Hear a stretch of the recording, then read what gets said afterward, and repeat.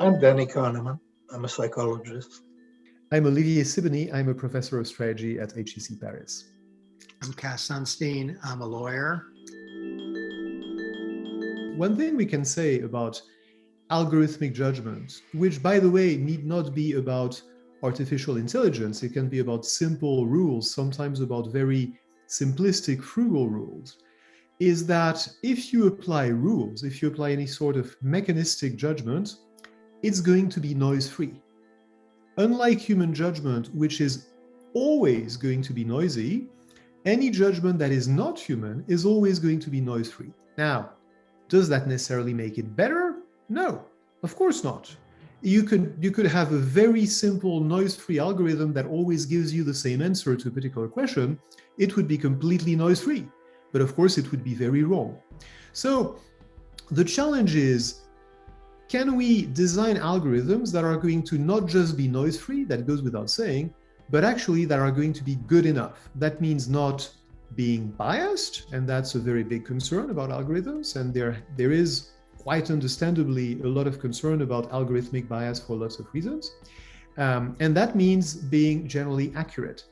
The thing that we would like to show in this book about algorithms is that when all the debate is about algorithmic bias, and of course there should be debate about algorithmic bias, but when all the debate is only about algorithmic bias, we tend to lose sight of the big advantage of algorithms, of any algorithm, which is that it is noise-free, and we tend to lose sight of the big disadvantage of human judgment, which is that however insightful and humane and profound and wise it may be, it is inevitably noisy. We have kind of two categories of solutions to noise. One is decision hygiene.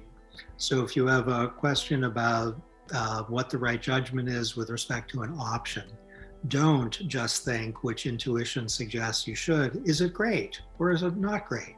Think instead, what are the pieces of it that would lead to the conclusion that it's great? Once you break up something into component parts, you can do much better than the holistic judgment. That's decision hygiene. It often reduces bias, and it surely reduces noise.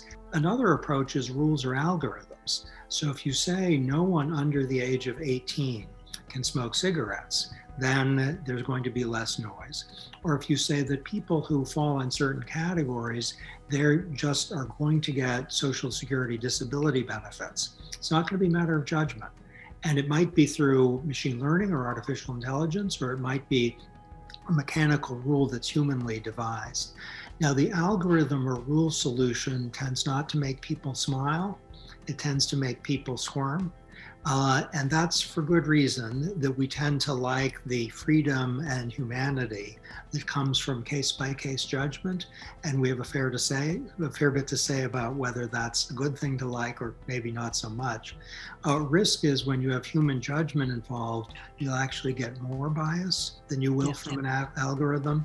And surely a danger is that human judgment will mean there'll be a lot of unfairness, where someone who's disabled for the human judge will get the benefits and someone who's exactly the same won't get the benefits. Now, fairness might not be the only thing, but it is a thing. So we are keenly interested in rules and algorithms as a method for reducing both noise and bias, but alert to the fact that that's not going to happen everywhere, and it shouldn't, which means decision hygiene is often the preferable way to go. There are several things to say about the interaction with algorithms. Our sense, I must say, was that people are more afraid of algorithms than they ought to be. And people dismiss algorithms because they make stupid mistakes. And the stupid mistakes are mistakes that humans would not make. And there are many mistakes. It's fairly easy to get an algorithm to make stupid mistakes. But the algorithm doesn't make the kind of mistakes that people make. It makes much fewer of those. So there is an element of unfairness. At the same time, it is so obvious that that for the foreseeable future, most important decisions are going to be made by human judgment and not by algorithm.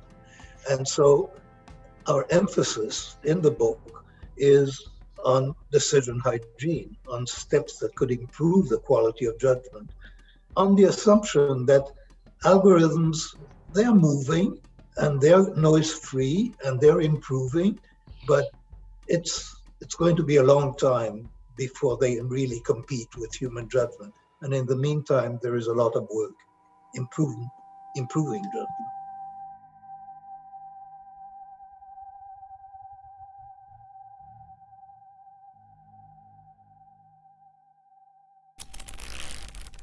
Hachette